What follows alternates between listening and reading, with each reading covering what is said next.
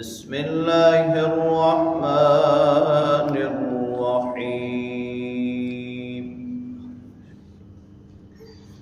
وَإِذْ قُلْنَا ادْخُلُوا هَٰذِهِ الْقَرْيَةَ فَكُلُوا مِنْهَا حَيْثُ شِئْتُمْ رَغَدًا وَادْخُلُوا الْبَابَ سُجَّدًا وَقُولُوا حِطَّةٌ نَغْفِرْ لَكُمْ خَطَايَاكُمْ وَسَنَزِيدُ الْمُحْسِنِينَ فَبَدَّلَ الَّذِينَ ظَلَمُوا قَوْلًا غَيْرَ الَّذِي قِيلَ لَهُمْ فَأَنزَلْنَا عَلَى الَّذِينَ ظَلَمُوا رِجْزًا مِّنَ السَّمَاءِ بِمَا كَانُوا يَفْسُقُونَ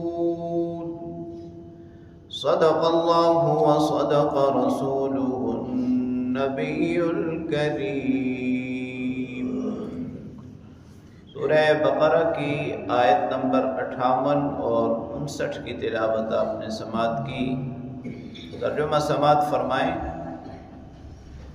وَإِذْ قُلْنَا ادْخُلُوا هَٰذِهِ الْقَرْيَةَ، اور جب ہم نے بنی اسرائیل سے کہا کہ اس بستی میں داخل ہو جاؤ، اس شہر میں داخل ہو جاؤ، فَكُلُوا مِنْهَا حَيْثُ شِئْتُمْ، اور پھر وہاں کھاؤ جہاں سے چاہو، رَغَدًا جتنا چاہو، وَادْخُلُوا الْبَابَ سُجَّدًا، ہاں دروازے سے جھکے ہوئے داخل ہونا، وَقُولُوا حِطَّةٌ، اور یوں کہنا اے اللہ ہماری بخشش کر دے، نغفر لکم خطایاکم، ہم تمہاری غلطیوں کو معاف کر دیں گے، بخش دیں گے، وسنزید المحسنین، اور نیک اعمال کرنے والوں کو ہم مزید بھی عطا کریں گے۔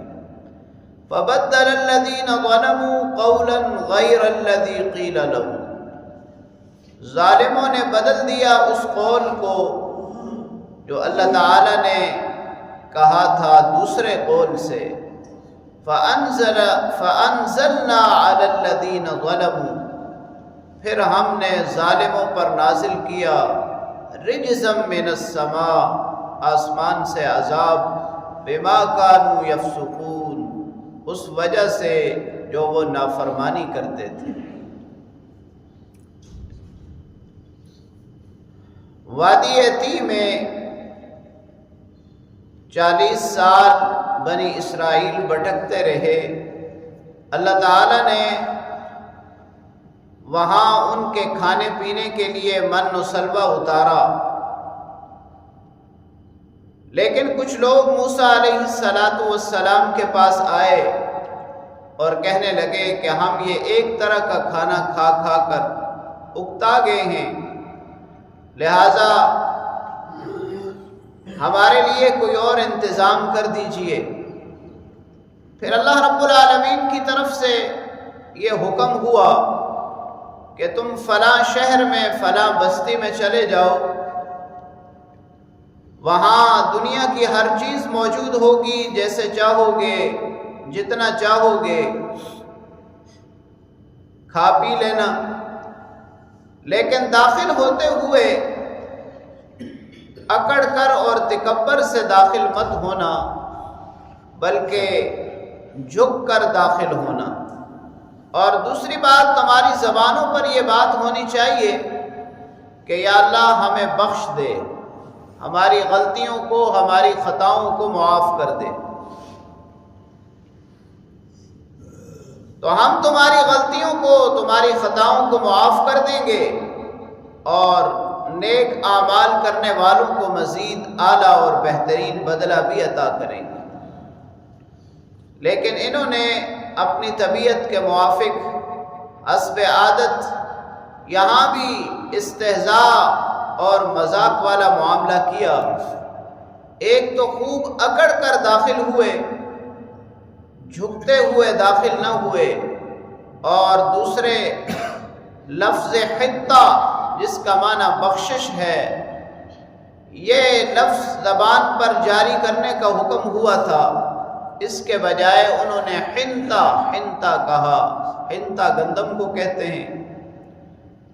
تو اللہ کریم فرماتے ہیں کہ پھر بجائے انعام کے ہم نے ان پر عذاب نازل کیا۔ روایات میں آتا ہے کہ اس نافرمانی کی وجہ سے اللہ تعالیٰ نے ان پر طاعون مسلط کر دیا اور 70,000 لوگ اس میں مر گئے۔